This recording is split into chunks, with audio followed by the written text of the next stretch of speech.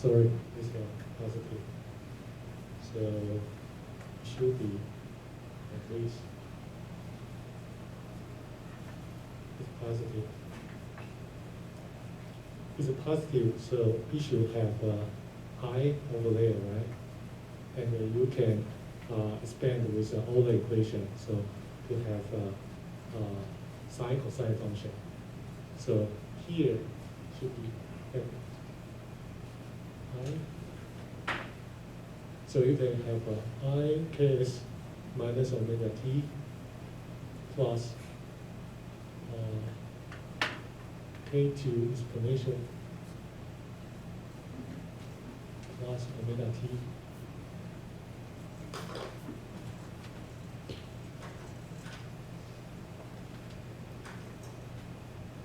So you will have a term relative to the time.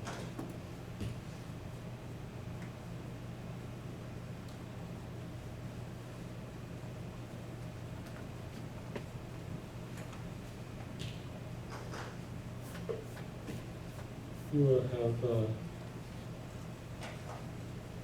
function relative to space. For example, x, y, z, or r theta phi, or r theta z, different coordinates. So it's relative to the space. So you can simultaneously describe the particle with respect to space. For example, x, y, z, r theta phi, r theta z, in different coordinates, right? And at the same time, you can understand the time issue to well describe the particle. It's a wave function, right?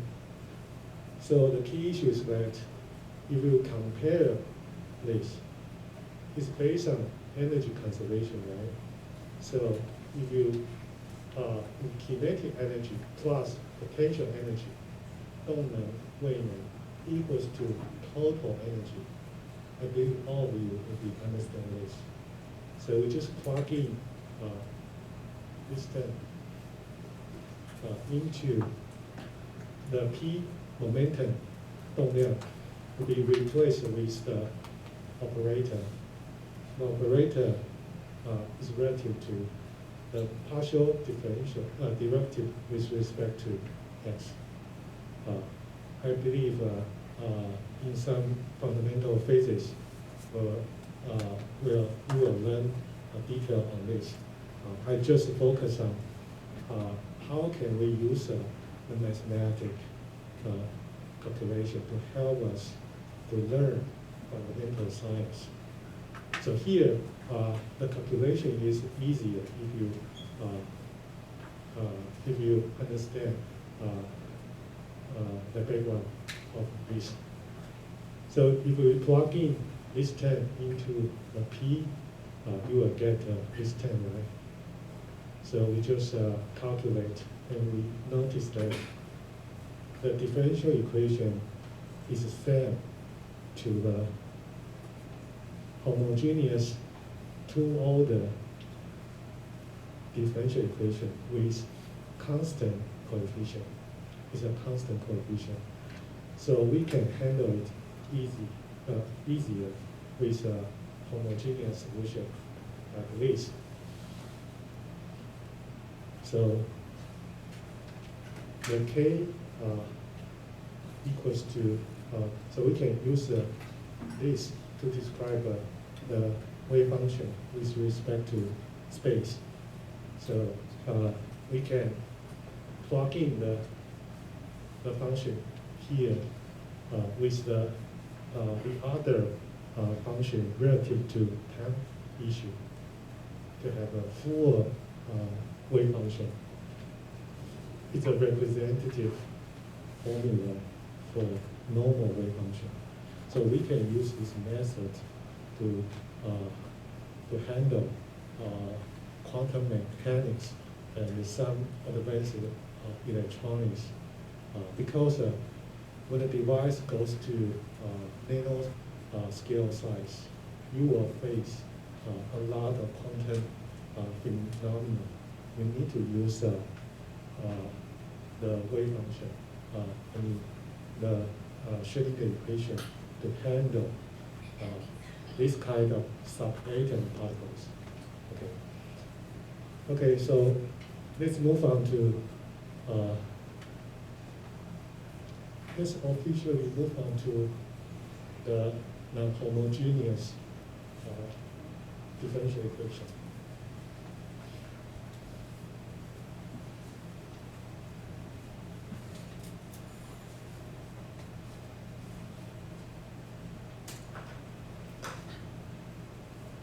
Okay, I think this the Schrödinger equation is a bit difficult to most of you. So here,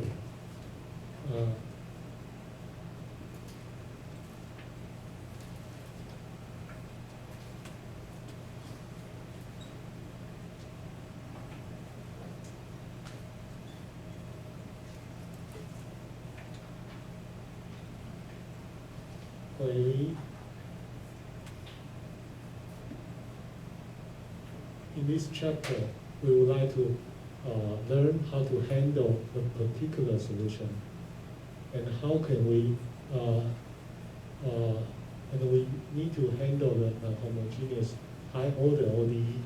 So before this, I would like to start with two examples. The first is that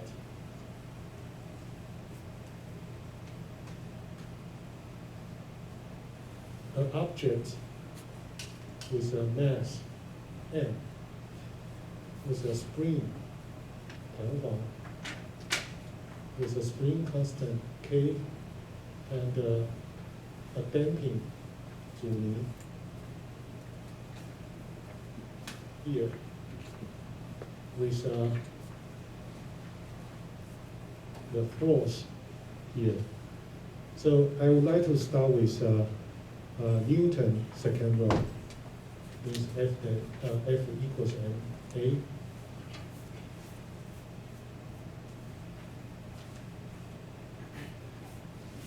So with Newton second law, I believe all of you might understand that the total F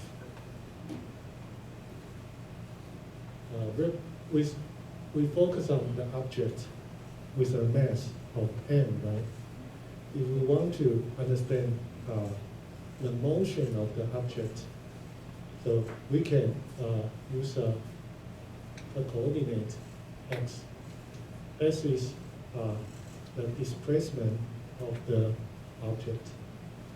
So the velocity of the object could be derivative, the first derivative to the displacement of the object, right? So for the A could be S double dot, the second derivative to the displacement of the object, right?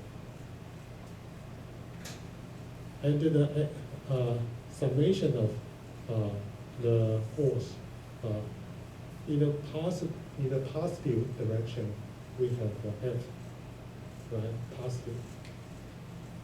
In the negative direction, we have two forces. The first one is from the spring.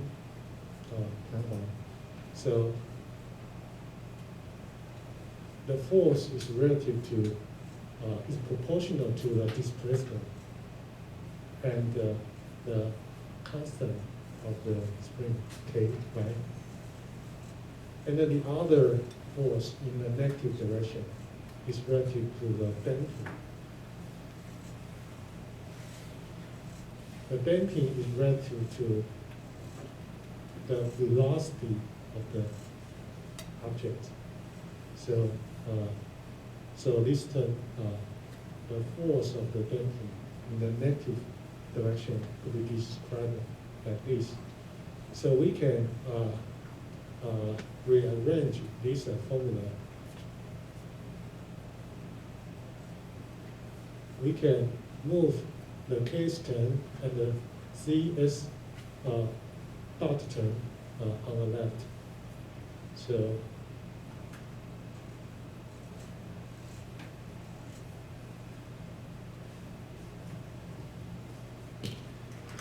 as you can see, it's a second order derivative of the x, right? It's a